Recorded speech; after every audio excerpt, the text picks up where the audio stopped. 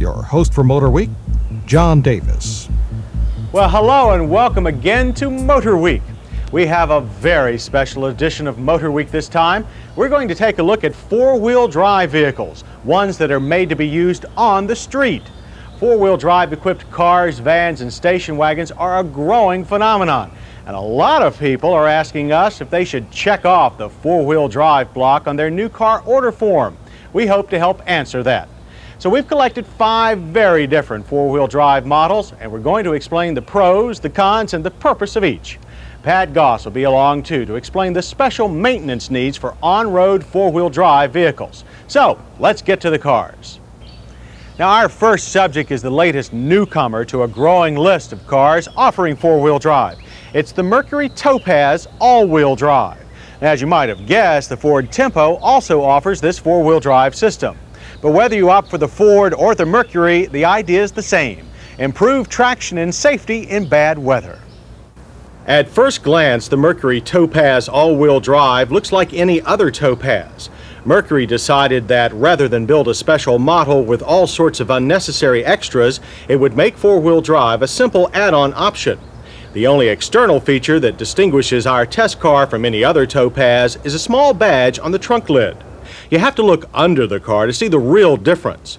What you'll first notice is a 2-piece drive shaft like those on most rear-drive cars. Throw a vacuum-actuated dash switch, and a sliding clutch collar arrangement in the front transfer case links the automatic transmission with the drive shaft.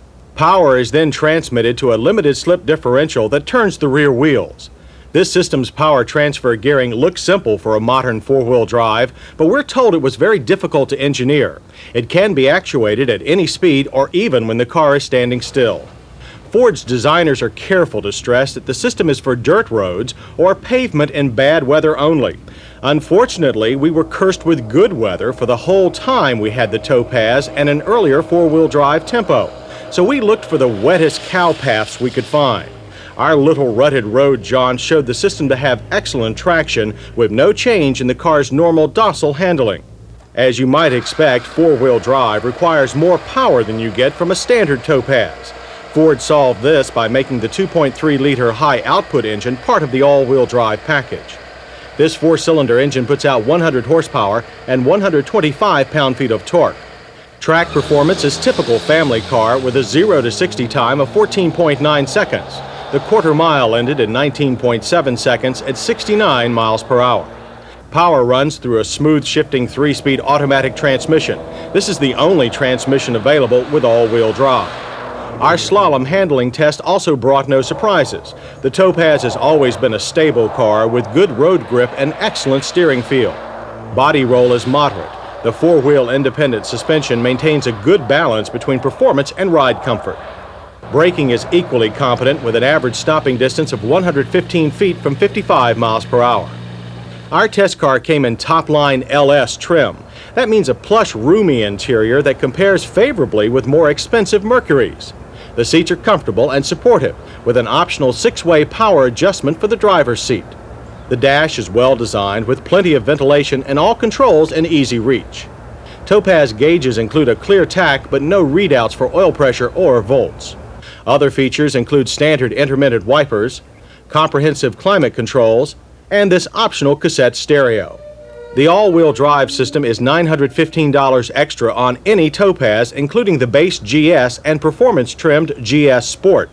The luxury LS grade 4-door starts at only $10,783, and our car optioned out to $12,932. Its sister all-wheel drive Ford Tempo begins at $10,194.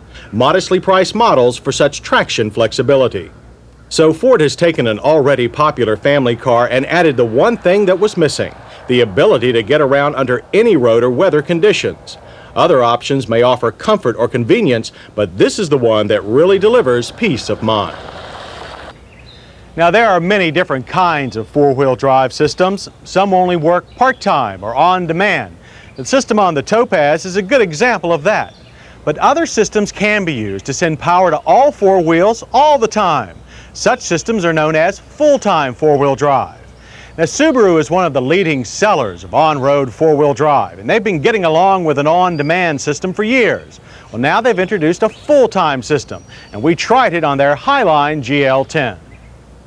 The four-wheel drive Subaru GL10 Turbo is a car that tries to be all things to all drivers: a high-performance car, a family car, a luxury car, and a foul-weather car. And for that you pay a hefty price, $15,744. As for the full-time four-wheel drive, you can order it in any Subaru sedan or three-door coupe. Although the system is engaged all the time, there's also a locking center differential that's meant for use only on the most slippery surfaces. Subaru claims the full-time system improves the car's handling and performance. The theory is, since power goes to all four wheels all the time, there's no power lost to wheel spin on full throttle starts. Well, acceleration is brisk in the GL10. Our car went from 0 to 60 in 10.3 seconds and ran the quarter mile in 17.6 seconds at 78.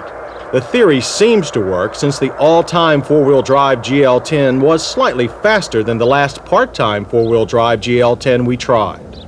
But some credit should also go to the engine. Horsepower is up slightly over last year for the 1.8-liter turbocharged flat 4. It's now rated at 115 horsepower and 134 pound-feet of torque. Maybe if the engine had twice the power, the GL10's full-time system might have shown more of an acceleration advantage. We also couldn't see that much of an advantage to the new system in handling. The GL10 is only as competent as before, and it still has the same flaw: a power steering pump that won't deliver power to the steering in quick turns. As for quick stops, the GL10 is good. Its brakes are easy to modulate, fade is minimal, and our stopping distances were good, averaging 115 feet from 55. The only thing to complain about here is too much nosedive. Most drivers will be more impressed with the GL10's luxury.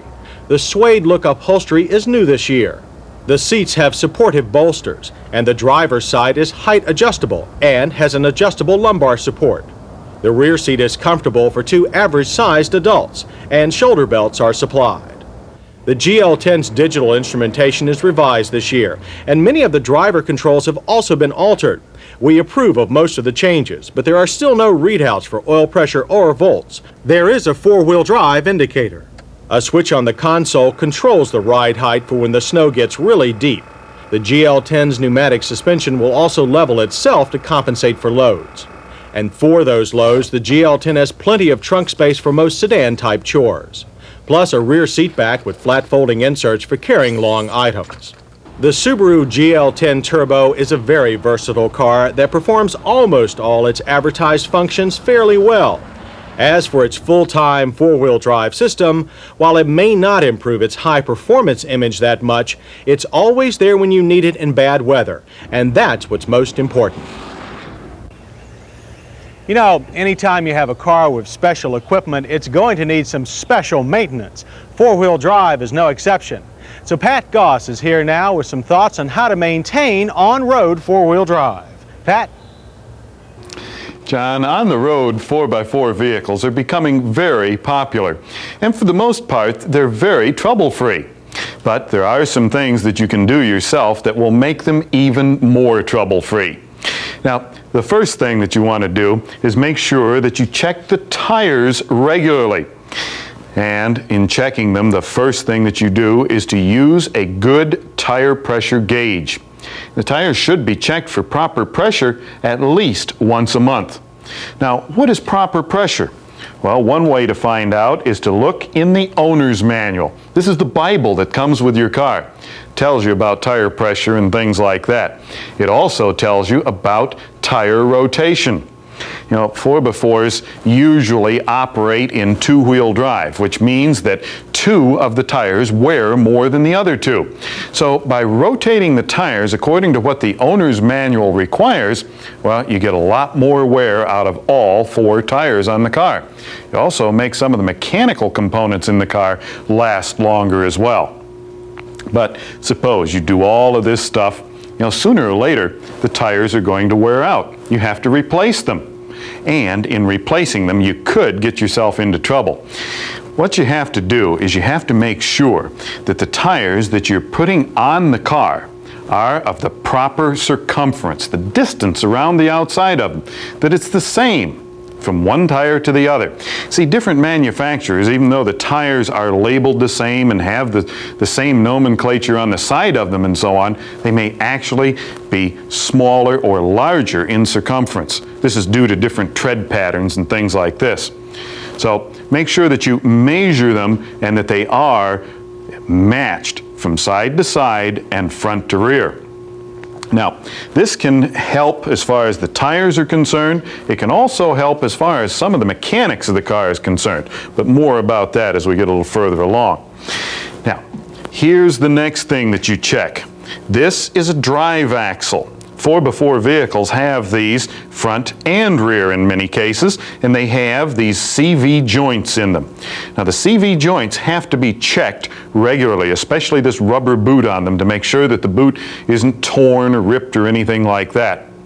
Now many times the owner's manual will tell you when and how to check them. Other times, you might want what we have right here. This is a service manual, and it's always a good idea to buy one of these for your particular year and make of four-wheel drive vehicle, because it'll tell you about these CV joints, their proper maintenance periods and how you go about them, and even some information should you have to replace them, what to do and how to go about it and so on. All right, now in addition to that, 4x4 vehicles have what's called a transfer case. Now this is like a second transmission, and it transfers the power to the four wheels of the vehicle. And again, in this service manual, you'll find that it'll tell you when and how to change the lubricant in that transfer case. Now it's vitally important that you use the proper type of lubricant. There are many different types of this, and putting the wrong type in there could be disastrous. So that's a good thing to keep in mind. And last, the oil and filter changes in the engine itself. Now, one thing that a lot of people don't take into consideration, most of these four-wheel drive vehicles have some sort of low range in the transfer case. This gives you a lot of power.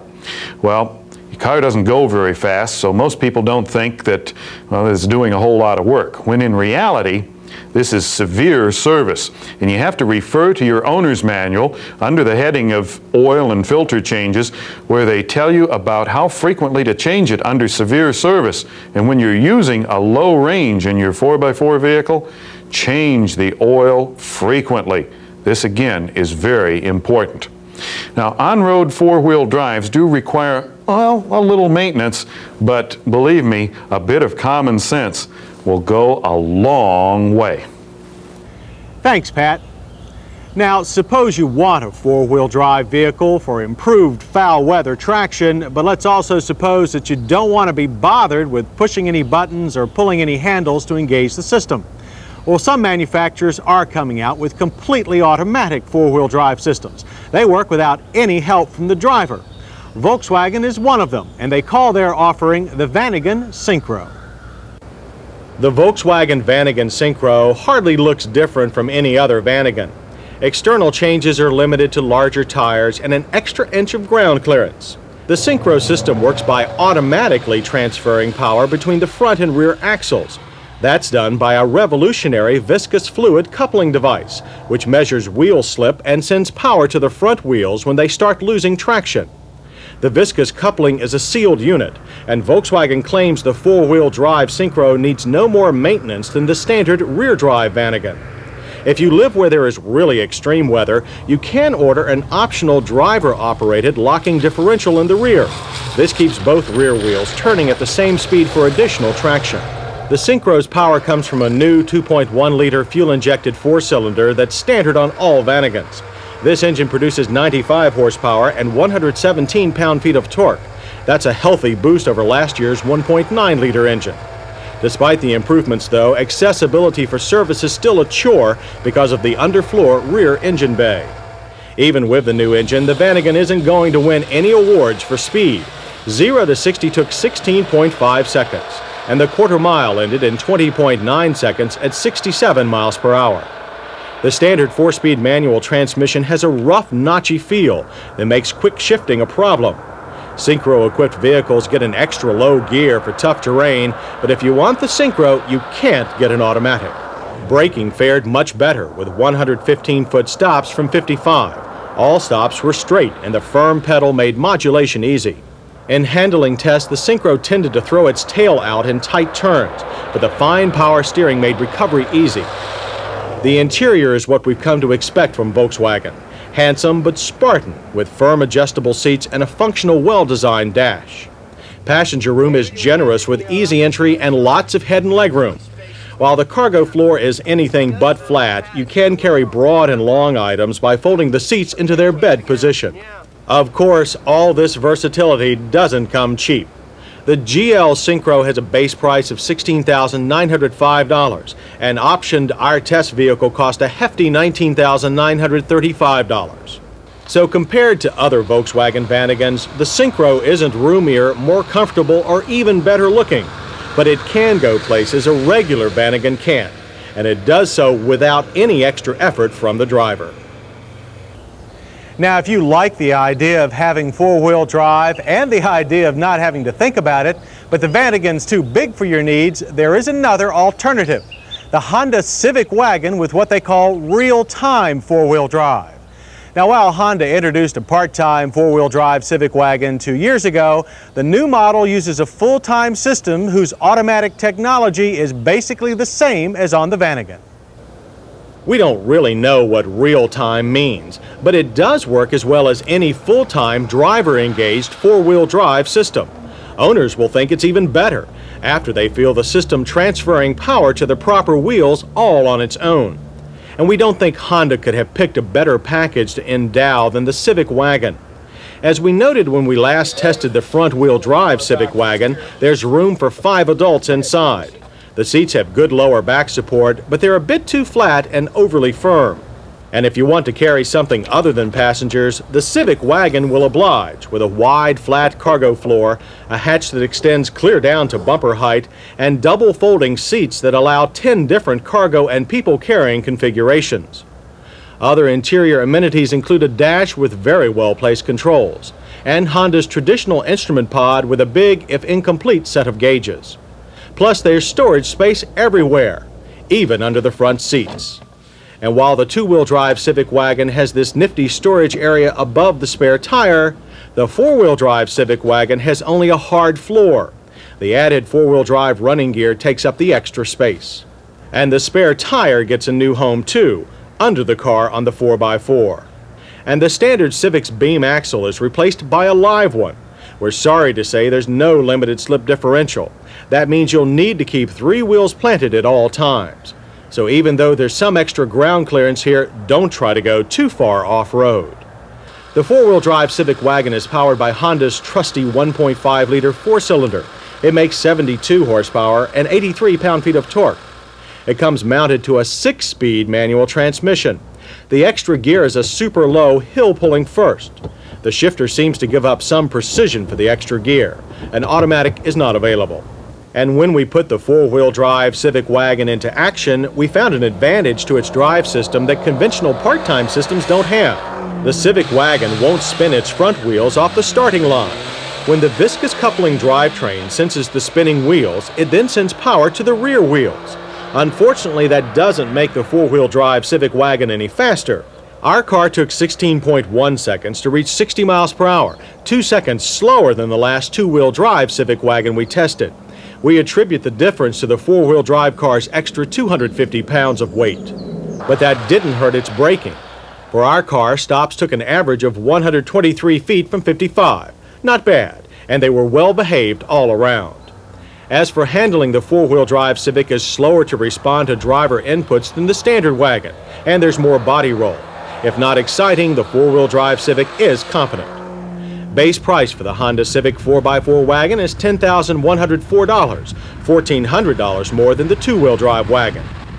It may not be the most attractive four-wheel drive vehicle going, but the Honda Civic Wagon could be one of the most efficient all-around packages, and its automatic viscous coupling four-wheel drive is definitely the wave of the future. Now, your car may not have the latest four-wheel drive system, but maybe you like it just the same. If you do have a car that you think special, we'd like to see it and maybe even share it with everyone. Send us a good color photograph and a description to MotorWeek, Owings Mills, Maryland, 21117. That's MotorWeek, Owings Mills, Maryland, 21117. Who knows, maybe we'll make your car a star. Okay, now it's time to get back to four-wheel drive. When you think about full-time four-wheel drive and high performance, only one name comes to mind: Audi.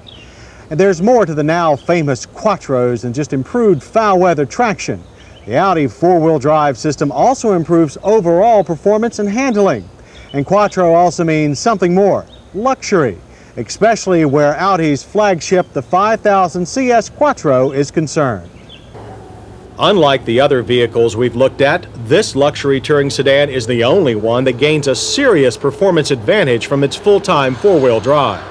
Traction is so superior to the front-drive 5000S that the tires barely chirp when launched from a standing start, and acceleration is smooth and fast. 0 to 60 takes only 9.5 seconds, and the quarter-mile flashes by in 16.5 seconds at 84 miles per hour. But the four-wheel drive difference really shows at handling limits. The Quattro is extremely stable for such a large car and swings easily through turns. In hard corners you can still accelerate smoothly, something that's difficult to do in some front-drive cars. The firm steering reacts better for wide, fast curves than slower, tighter slaloms, but the four-wheel independent suspension does a good job of containing body roll. In accident avoidance maneuvers, the 5000's sheer size might overwhelm the chassis, but the Quattro's extra traction succeeds in letting the driver maintain confident control. In addition to the regular full-time four-wheel drive, all Quattros have a dash control that locks the midship and aft differentials. You lock the center differential for driving on roads slick from rain, snow, or ice. The rear unit is only locked in extreme conditions like deep snow, sand, or mud. The Quattro can move as long as one wheel has traction. Many other four-wheel drive systems must have traction to at least two wheels in the same conditions. For braking, the Quattro gets four-wheel anti-lock disc brakes, which haul the car down from 55 with a distance average of only 110 feet on dry pavement. But the anti-lock brake system can be turned off. The theory is that the car will actually stop shorter without anti-lock in deep snow or sand. Also, when the center or aft differentials are engaged, the anti-lock braking system is automatically canceled. When each wheel is no longer rotating independently of the others, the system cannot function properly. That means you don't have the anti-lock action in those situations where you might need it the most, an engineering problem that is no doubt getting much attention. Power for all this hardware comes from a turbocharged intercooled 5-cylinder that displaces 2.2 liters. This superb power plant puts out 158 horsepower and 166 pound-feet of torque. The turbo's life is enhanced by water cooling. The coolant continues to circulate even after the engine is off. And the Quattro's inside easily lives up to the promise of the outside. The interior is pure luxury, with every 5000 series option except heated seats included as standard equipment. The leather-covered seats are firm and supportive, but lack side bolsters needed for serious driving.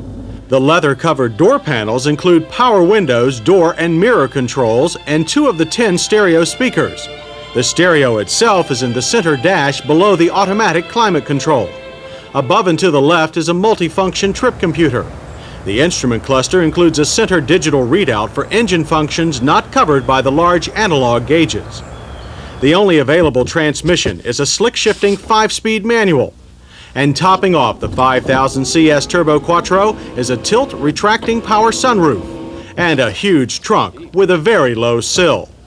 The trunk also has Audi's unique through-the-seat ski bag. You can carry long, thin items without sacrificing much of the car's roomy seating ability. The Quattro's highway ride is expectedly firm, but not harsh. You know when you hit a bump, but the suspension forgets it quickly. Notable noise is limited to the engine, which is louder than those in most other upmarket European sedans. And all of this Quattro's luxury, performance, and traction doesn't come cheap. The 5000 CS Quattro will set you back over $31,000. Now that's an awful lot of money. But in the world of on-road four-wheel drive, the Audi 5000 CS Quattro is the only one that offers serious drivers everything they should desire in a four-door sedan. As you've seen, on-road four-wheel drive covers a broad spectrum of designs, from the part-time system in the Mercury Topaz to the full-time Subaru GL10 Turbo.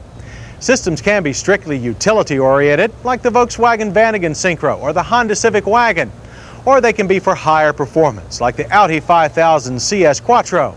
But the question remains, is on-road four-wheel drive for you? Well, if you can't remember how many times last winter you had a slick road scare or were stuck in the snow, then you don't need it. A good front drive car probably suits you fine. But if bad weather makes you afraid to leave home, then on-road four-wheel drive is something you should consider. There's one more thing to remember. These systems are not meant for going very far off-road. A gravel or dirt road through the woods is okay, but not for forging rivers or climbing stumps. We hope we've helped you decide, and we'll see you next time on MotorWeek.